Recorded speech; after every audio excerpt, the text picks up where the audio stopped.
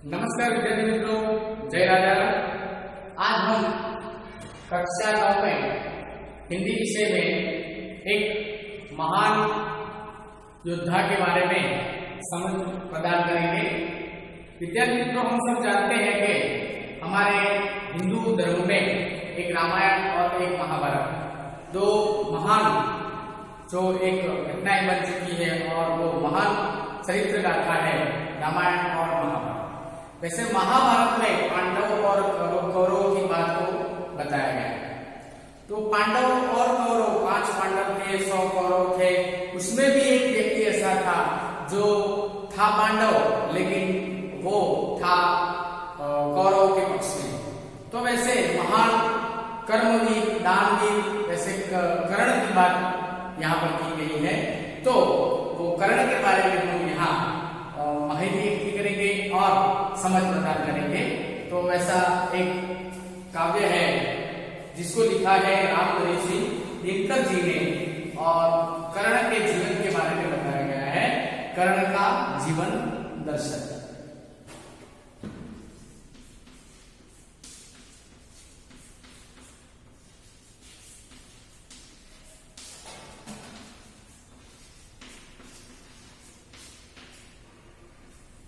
इसके कवि है रामधारी सिंह दिनकर।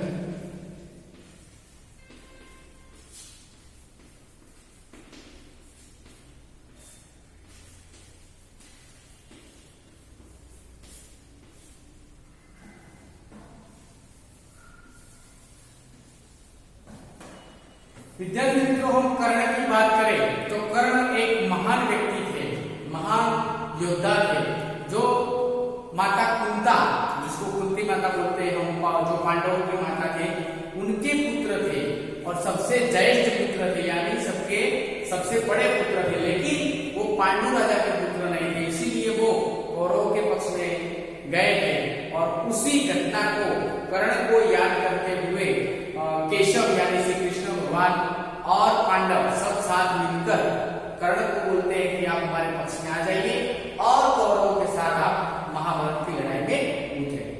कर्ण महान दानवीर था, महान योद्धा था।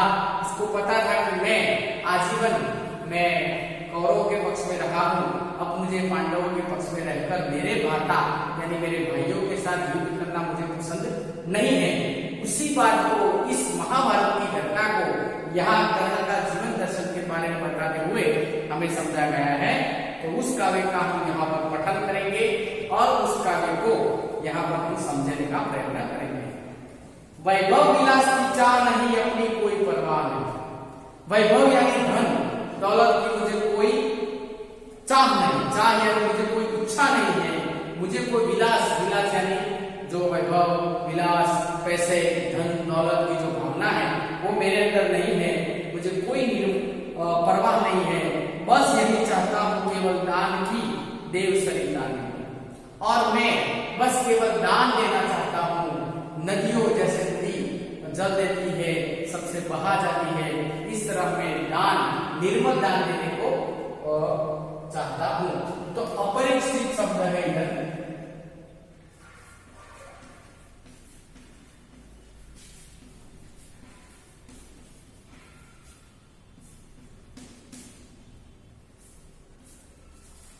अपरिचित शब्दों की हम यहाँ पर चर्चा करेंगे।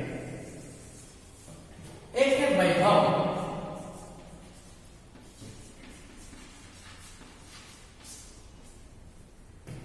विलास, वैभव यानी धन दौलत।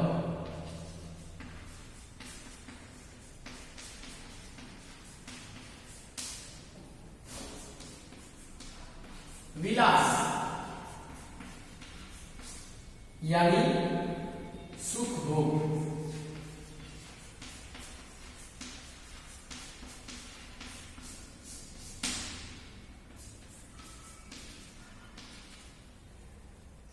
चाह यानी इच्छा।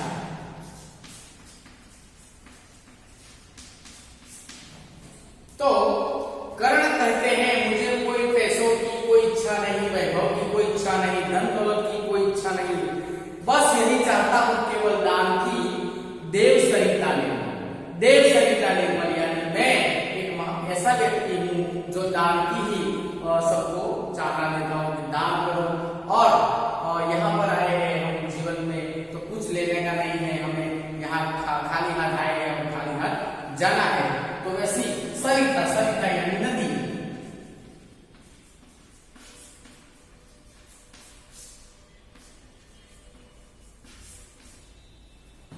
नदी जैसा मेरा जीवन है। करतल से जलती रहे सदा, निर्धन को भरती रहे सदा। करतल से जलती रहे सदा, निर्धन को भरती रहे सदा। करतल यानी कर का तल, हथेली, हथेली से हम सदा दान देने की इच्छा रखते हैं। और जो निर्धन है यानी जो बिना धनवान है, जिसके पास धन नहीं है, जो गरीब है, निर्धन यानी गरीब, उसको सदा हमारे हाथ से दान का प्रवाह एकदम बहा जाए। करतल और निर्धन,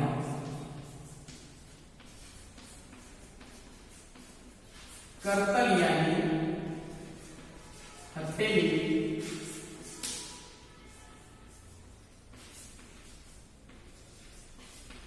निर्धन यानी गरीब। तो इस शब्दांश और पद के द्वारा कर्ण कहना चाहते हैं कि मेरा जीवन वैभव विलास में नहीं है, मुझे धन दौलत सुख उपयोग की कोई इच्छा नहीं है, बस मुझे तो इतनी इच्छा है कि मेरे हाथ से सदा धन पैसों की बारिश, जो गरीब लोग हैं उनके लिए दान का प्रवाह अविरत रहे, और मुझे उनके जीवन में मैं कुछ काम आ सकूं, मुझे इतना ही चाहिए। तुच्छ है राज्य क्या केशव, पता क्या कर प्राप्त विभव। कर्ण कहते हैं कि ये जो राज्य का मिलना, राजा बनना, महान यशस्वी बनना, ये सब तुच्छ है, मुझे उसकी कोई जरूरत नहीं है। पता न कर, पाता न कर प्राप्त वैभव। कोई भी व्यक्ति कितना भी वैभव प्राप्त करेगा तो भी वो कुछ यहाँ से लेके नहीं जा सकते। तो वो निर्धन व्यक्तियों के लिए हम सेवा करेंगे तो ऊपर भगवान के घर उसका एक हमारा हम बनेगा कि ये लोगों ने पृथ्वी पर से ऐसा कार्य किया है। तो मुझे ये राज्य देश सुख भोग मिलने की कोई आशा नहीं है, सब तुच्छ है। केशव, केशव यानी श्री कृष्ण, ये सब तुच्छ है, मुझे वैभव की कोई प्राप्त करने की कोई इच्छा नहीं है। चिंता प्रभु अत्यल्प हास, कुछ चाकित्य कुछ क्षण विलास, यानी यहाँ पर कुछ वैभव हम मिलते हैं, कुछ विलास मिलते हैं, यानी धन दौलत सुख भोग की जो चीज है वो एक क्षणिक घटनाओं में थोड़े ही समय के लिए है। जब ये हमारा जीवन निकल जाता है तो ये सब घटनाएं हमें यहाँ पर हो जानी पड़ती है। तो कर्ण कहते हैं ये सब की मुझे कोई जरूरत नहीं है। किस किस चीजों की जरूरत? कल यानी हथेली, या केशव, केशव यानी श्री कृष्ण।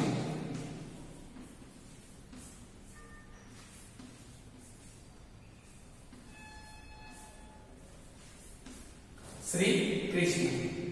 विभव, विभव यानी वैभव, धन,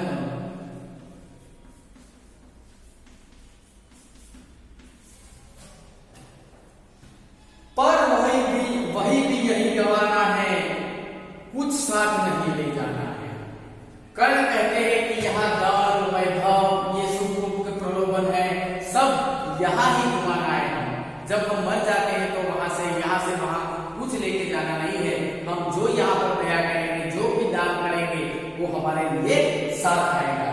तो कुछ यहाँ पर सब गवाना है, कुछ साथ लेके जाना नहीं है। मुझसे जो होते हैं कंचन का भार न ढोते हैं, पाते हैं धन बिखराने को, लाते हैं रतन लुटाने को, जग से न कभी कुछ लेते हैं, दान ही हृदय का देते हैं। कंचन, जो कंचन की बातें करते हैं, सोने की बातें करते हैं, वो सब हमारे लिए एक प्रलोभन है।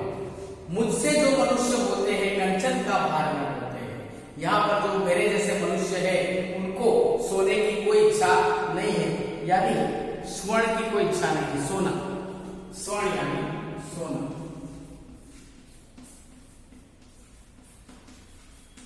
कंचन स्वर्ण, कंचन की मुझे कोई इच्छा नहीं है। पाते हैं धन बिखराने को, लाते हैं रतन लुटाने लाते हैं तो बिखर देते हैं, रतन लाते हैं तो वो यहाँ लुटा देते हैं। जग से न कभी कुछ देते हैं, दान ही हृदय का देते हैं। जग से कुछ नहीं लेते और दान हृदय का देते हैं। सब लोग उनको याद रखते हैं। मानव की कर्ण एक महान एक कर्मवीर के बारे में हम याद रखते हैं, उनको एक दानवीर के रूप में याद करते हैं, क्योंकि हम जीवन में कुछ अच्छा नेक कार्य करके यहाँ से जाएंगे तो लोग हमें याद करेंगे, तो हृदय से लोग हमें याद करेंगे। प्रसादों के कनकाब शिखर होते कबूतरों के ही घर, महलों में गरुड़ न होता है, कंचन पर कभी न सोता है। प्रसाद के कनकाब, कनकाब स्वर्णिम आभा।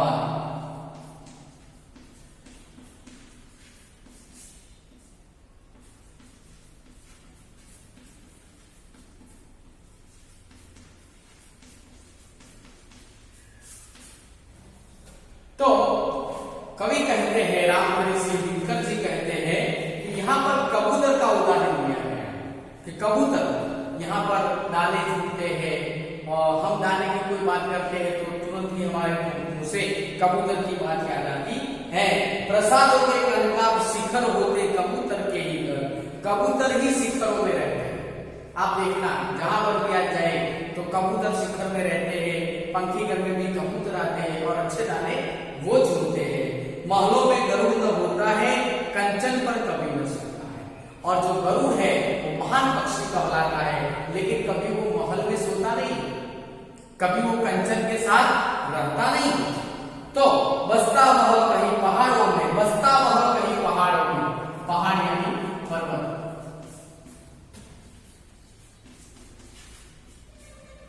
कबूतर होता है वो शिखर पर रहता है, लेकिन एक महान पक्षी होता है गरुड़, लेकिन वो कभी भी अच्छी जगह पर नहीं रहता, महल में नहीं रहता, सोने के साथ नहीं रहता, वो पर्वत और पहाड़ों में उसको सोना पड़ता है। शैलों की फटी दरार, शैल, शैल यानी पर्वत, जो शैल यानी पर्वत होते हैं वो शैल पर्वत की तरह।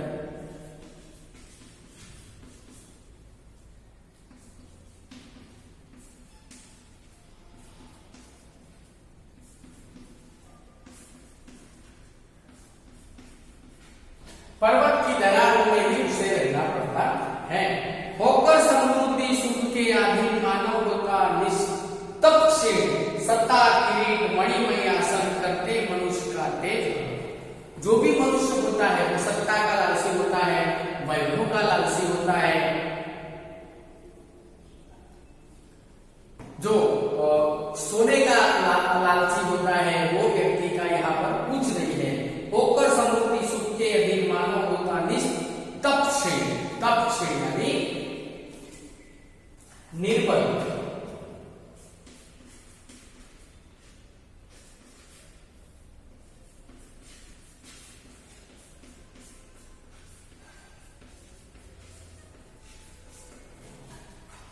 कवि जी कहते हैं कि जो व्यक्ति होता है, मानव होते हैं, वो समृद्धि के हीन होते हैं, लेकिन वो समृद्धि की भावना करते हैं, बहुत कंचन सोने की भावना करते हैं।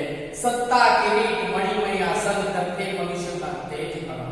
सत्ता, सत्ता के लिए जो लालसा होती है, मुझे ये सत्ता मिले, इसीलिए लोग राजकारण में जाने के लिए बहुत ऐसे काम करते हैं, एक दूसरों के प्रति कुछ भी करने का वो खराब प्रवृत्ति करने के अटकाते नहीं है और कुछ भी गलत कर देते हैं। सत्ता के लिए कुछ भी कर देते हैं, आसन कर लेने के लिए कुछ भी कर देते हैं, पर वो सत्ता का जो भाव होता है वो उनका तेज यानी उनका प्रकाश, जो प्रकाश होता है वो हरण करता है।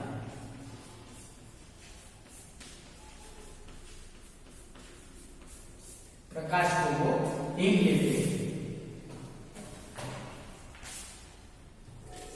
नर विभस हेतु ललचाता है, वैभव हेतु ललचाता है, पर वही मनुष्य को खाता है। और जो व्यक्ति वैभव, वैभव यानी धन दौलत के लिए जो उसकी चाहना होती है, ललचाता है, ललचाता यानी लालच रखता है, वो व्यक्ति कभी आगे बढ़ सकता नहीं है। और वही उसका ललचा, जो उसका लालच का भाव होता है, वही उसको खा जाता है। चांदनी पुष्प छाया में फल नर गले बने सुमधुर कोमल, पर अमृत कलेश का पिए बिना आत्म अघंड में जिए बिना। कवि कहते हैं कि चांदनी पुष्प छाया में फल नर गले बने सुमधुर, नर गले बने सुमधुर कोमल, पर अमृत कलेश का पिए बिना आत्म अघंड किए जाना। कोमल,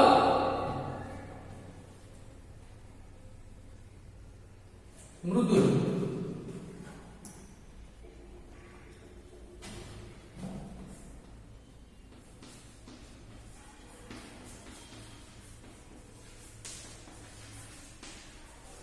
कोमल यानी मृदुल, क्लेश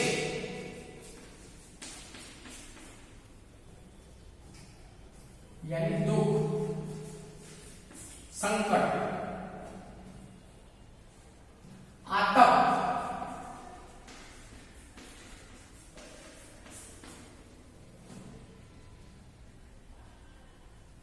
दुख,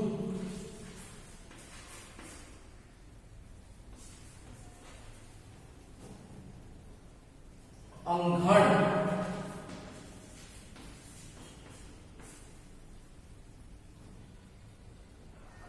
आंधी। कवि कहते हैं कि चांदनी पुष्प छाया में फल, जो चांदनी होती है कभी फूलों की छाया में से बाहर निकलती नहीं है। न गर भले सुमधुर, जो गले होते हैं गाने के बिना कभी सुमधुर होते नहीं है। कोमल, पर अमृत कलेश का पिए बिना आत्म उगड़ में जिए बिना वह पुरुष नहीं कहला सकता, विघ्नों को नहीं हिला सकता। जो व्यक्ति दुख, आंधी, धूप ऐसी चीजों को सहन नहीं करता, वो व्यक्ति कभी आगे नहीं बढ़ सकता। कर्ण कहते हैं कि हमें जीवन में मृदु नहीं हो, ऐसे मृदु की भावना से हम कुछ नहीं कर सकेंगे। हमारे जीवन में दुख, दर्द, धूप, आंधी, उष्णता आएगी तो ही हम कुछ कर सकेंगे, और वही नर आगे बढ़ सकता है, वही पुरुष नहीं कहला सकता, विघ्नों को नहीं हिला सकता। जो व्यक्ति ऐसी चीजों में से बाहर नहीं निकलता तो व्यक्ति आगे बढ़ सकता नहीं है। उड़ते जो झंझावातों में, पीते जो वारी प्रपातों में, सारा आकाश अयन जिनका, विषधर भुजंग भोजन जिनका, वे ही मणिबंध चुराते हैं, धरती का हृदय जुड़ाते हैं। उड़ते हैं जो झंझावातों में, जो झंझावात यानी हवाओं में उड़ते हैं। पीते जो वारी प्रभातों में, जो सुबह और जो वारी में प्रभातों में, सारा आकाश अयन जिनका, विषधर भुजन भोजन जिनका, भुजन यानी साप, विषधर यानी विष को देने वाले। तो झंझावात,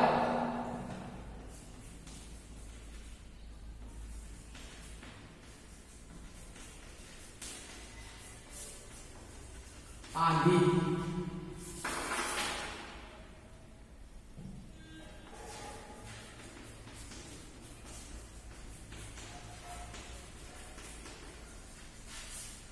वर्षा के साथ जो आंधी आती है उसको झंझावात बोलते हैं।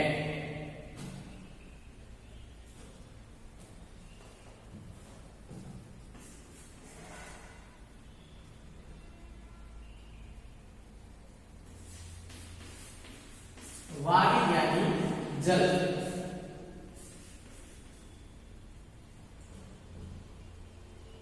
प्रपात यानी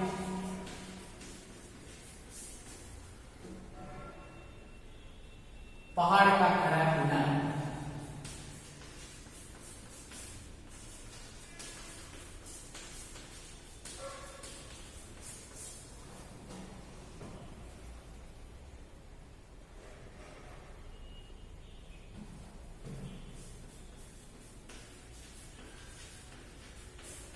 अयन यानी गति। तो कवि कहना चाहते हैं कि उड़ते जो झंझावातों में, पीते जो वारी प्रपातों में, सारा आकाश अयन जिनका, विषधर भुजंग भोजन जिनका, वे ही मणिबंध चुराते हैं, धरती का हृदय जुड़ाते हैं। कवि कहते हैं कि जो वर्षा के साथ जो आंधी आती है, वर्षा के साथ जो आंधी आती है और वो आंधी में जो चले जाते हैं, वो जल के पहाड़ के किनारे पर पहुंचते होते हैं, वही फणिगल यानी वही सांप होते हैं, वही भोजन होते हैं, वही विष उड़ा सकते हैं, वही फणिबंध छुड़ाते हैं और धरती का हृदय जुड़ाते हैं।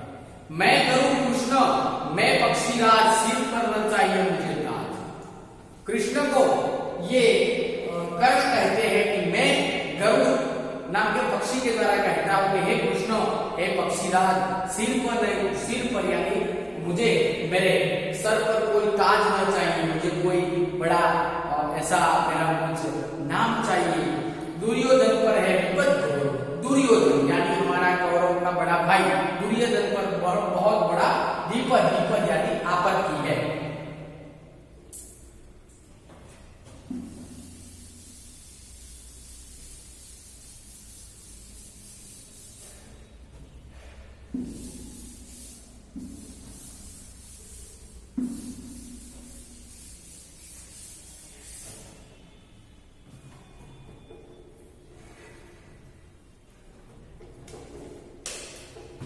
कभी कहते हैं कि दुर्योधन पर है बड़ा विपद यानी विपदा।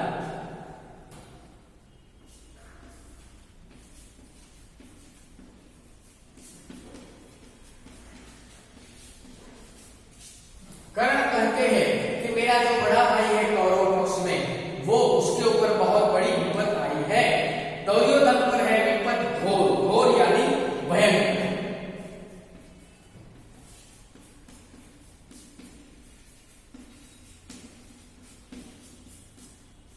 मेरे भाई जो दुर्योधन है उसके ऊपर भयंकर विपदा आई है। सकता किसी विष उसे छोड़, किसी भी प्रकार का विष यानी जहर, कोई भी विष यानी जहर उसको बचा सकता नहीं है।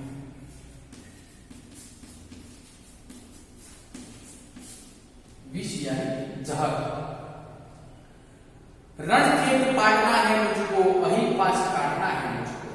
तो रणक्षेत्र पाटना है मुझको, पाटना यानी घेर लेना।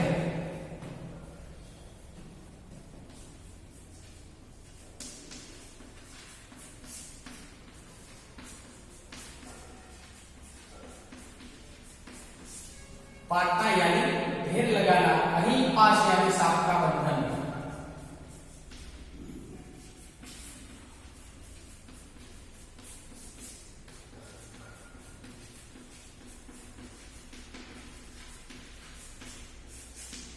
तो दुर्योधन कहते हैं कि जो सांप का बंधन है दुर्योधन को, वो मुझे काटना है, वो मुझे जो कौरव के जो दुर्योधन है उसको ऊपर जो आपत्ति आई है, भयंकर आपत्ति आई है, उसको मुझे काटना है। तो इसीलिए हे कृष्ण भगवान, मैं पक्षीराज सिर पर नहीं, मुझे कुछ ताज न चाहिए, मैं कोई ताज लेने के लिए दौड़ता नहीं हूँ।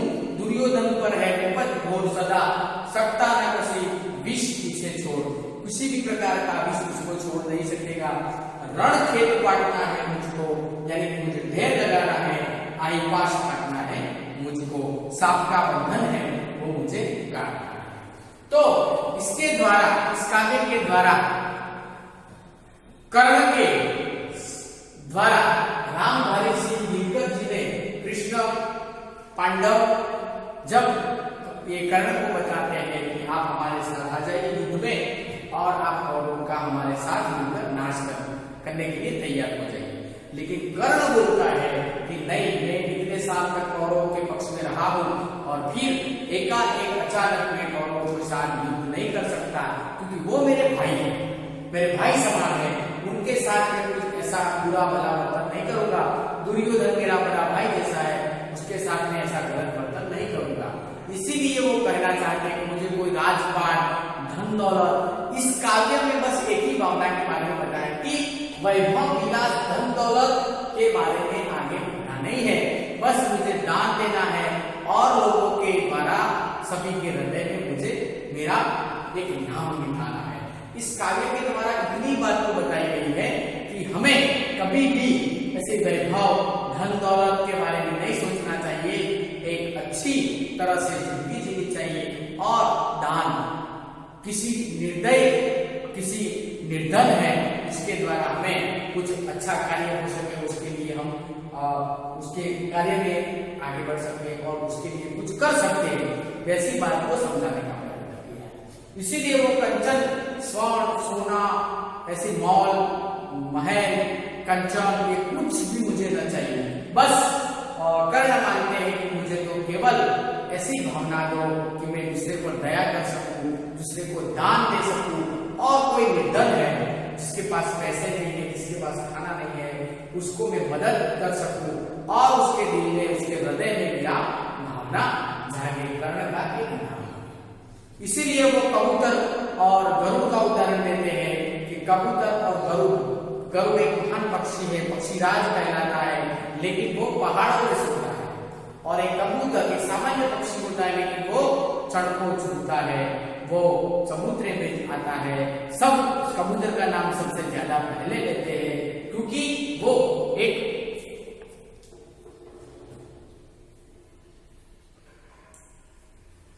अच्छा पक्षी की जो उसके अंदर छाप है, इसीलिए वो गरुड़ और कबूतर के बारे में समझाकर भी कहते हैं कि हमें एक कबूतर की भावना से जीवन जीना चाहिए।